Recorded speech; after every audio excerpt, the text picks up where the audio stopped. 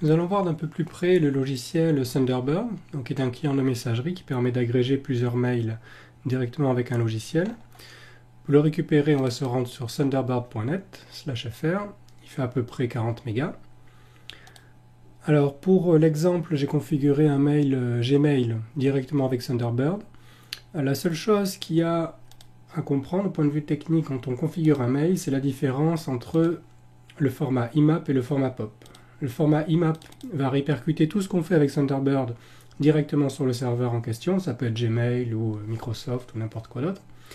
Et il y a le choix avec le format POP qui permet de faire des modifications uniquement sur l'ordinateur.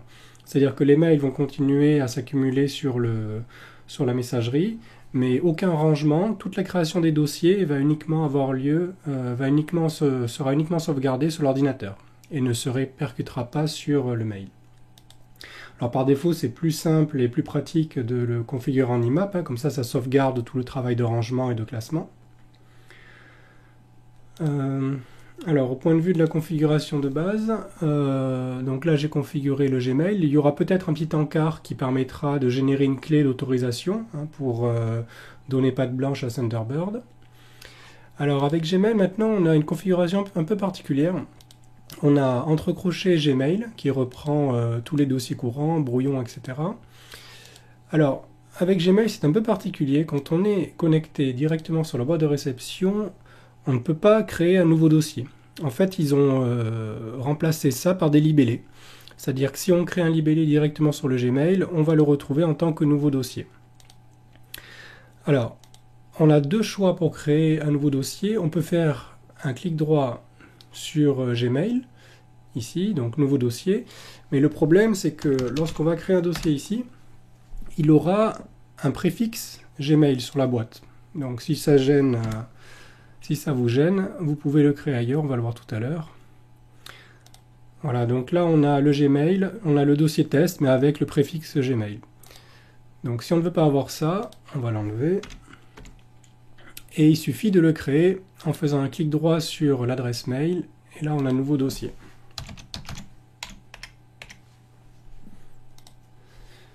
Voilà, comme ça on aura un dossier qui sera créé et qui sera considéré, voilà, qui est présent ici, et qui sera considéré en fait comme un libellé.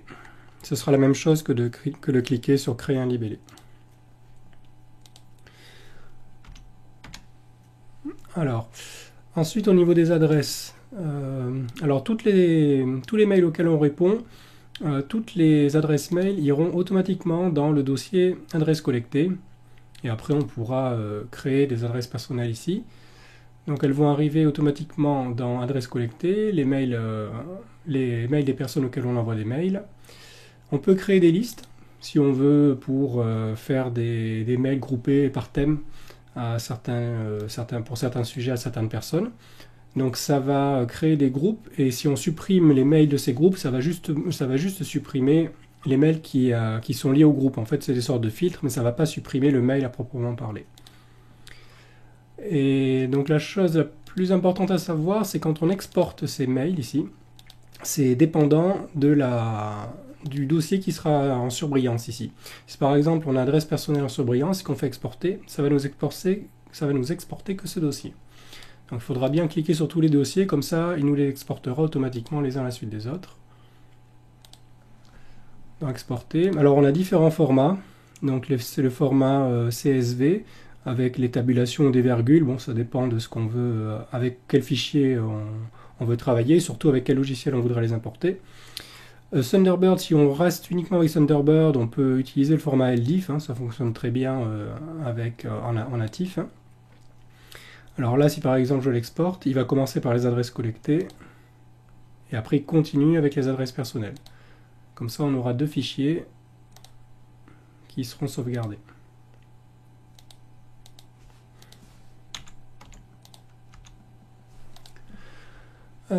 Ensuite, ce qui est important, c'est... alors, si on a configuré plusieurs mails, ici, on peut choisir de relever individuellement les mails. Sinon, il ira récupérer toutes les 10 minutes les mails qui seront sur le serveur, s'il y a des nouveaux mails. Alors, ce qu'on va voir maintenant, c'est au niveau des sauvegardes et de la restauration de la base de données de Thunderbird. Donc le chemin est un peu compliqué à trouver, donc il vaut mieux passer par les options ici.